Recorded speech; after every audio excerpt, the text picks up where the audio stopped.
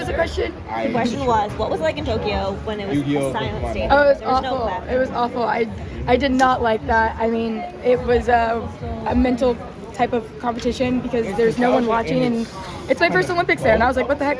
This is weird, but I'm glad that's over, and I'm glad I'm going to Paris to actually experience an Olympics. And how do you engage the crowd? Because I feel like you are one of the athletes who really is able to tap into the crowd's energy, and it seems like a symbiotic thing. Yeah, I just, I was a cheerleader at one point in my life, and I just knew how to crowd lead, and getting the crowd involved means they're watching, and that's one of my biggest goals in my entire life, and I've always said it since I was probably in 8th grade. I was like, what do you want to do in this world of track and field? And I was like, I want to change the game of long jump. And I have said that, asked my parents from that day, and from that day on, I've been changing that game of long jump for sure. Talk about the third jump and the reaction to it. Yeah, so if you don't know, I failed 2 jumps.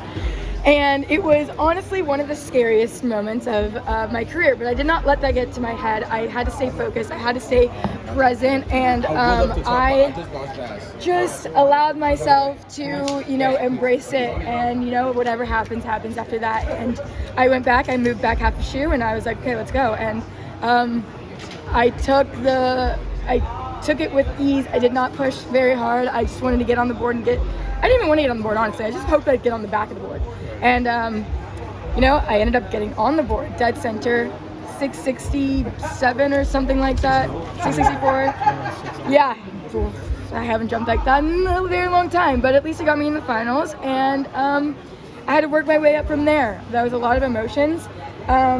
I already logged online to freaking Twitter, which is the worst idea ever. And they're like, oh, hope that pressure doesn't get to her. I had no pressure. I have just never been this fast in my entire life.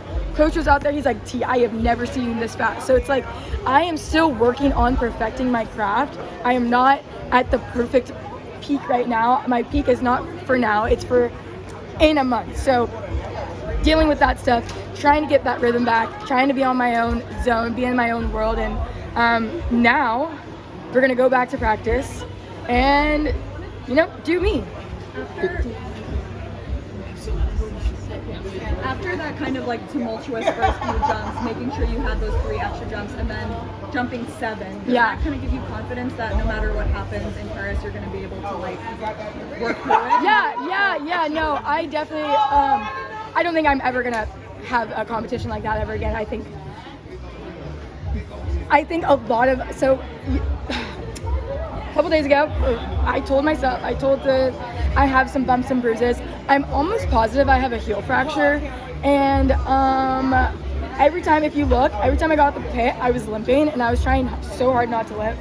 And so we're dealing with that, and this was my first competition. I did it at New York City Grand Prix, and now, that guy's gonna go post to the wall. Oh, that's...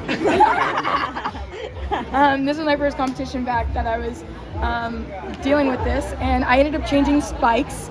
Like the spikes that I was wearing today, I have not worn all competition because the spikes I was wearing before had a carbon fiber plate, and that was hurting every time I jumped. And there was just a lot of things going on in this competition that no one knows about, and I'm just so thankful that I got to number 1. In Atlanta, you also had some, foul issues or, back and forth. Did that experience help you here a little bit? I mean, probably. I have no idea. I don't think about the last competitions. I'm just thinking about what I have in front of me, and what I had in front of me was I was going too fast. I had to back up, and now when we go back to practice, I will start at 125. I was starting at 124 before, so now I have to go start at 125 or 125.5, and it's the smallest minute details in perfecting this craft. And think about the fact that they're talking about future competitions where they get rid of the board and measure from wherever you take it. We're talking about Paris. Well, just sorry. Just curious because I did ask you in Atlanta about Michael Johnson's lead. Since then, there's been more. We're talking about Paris, guys. How about your shoes? You want to tell us about your shoes? Yes, look at my boots. Yeah. Look. We have other things. These are Tacovas, and then I reached out to Crystal Coated on Instagram, and she did this, and they are absolutely stunning. And are you getting new ones for Paris? Like, what are the looks gonna be? Girl, I just got to Paris, so now I'm gonna soak all this moment in, and just be in this moment and go have a few drinks. Chara, was there anything specific that you were saying to yourself after those first 2 jumps to get you ready for that third one? I can't remember fully, but I think I said I'm the queen of the castle, and I was like, you got this, I'm the queen of this castle, you can do it. Martha Watson, I saw her on Friday night, and she was like, she's a long jumper, and she was like, every time I stepped on that runway, I said I was the queen of the castle, and I was like, you know what, I'm gonna do that as well. And so I said that, and I told myself to breathe in, what did I say, breathe in confidence, exhale fear, and that's what I did, and now we're here.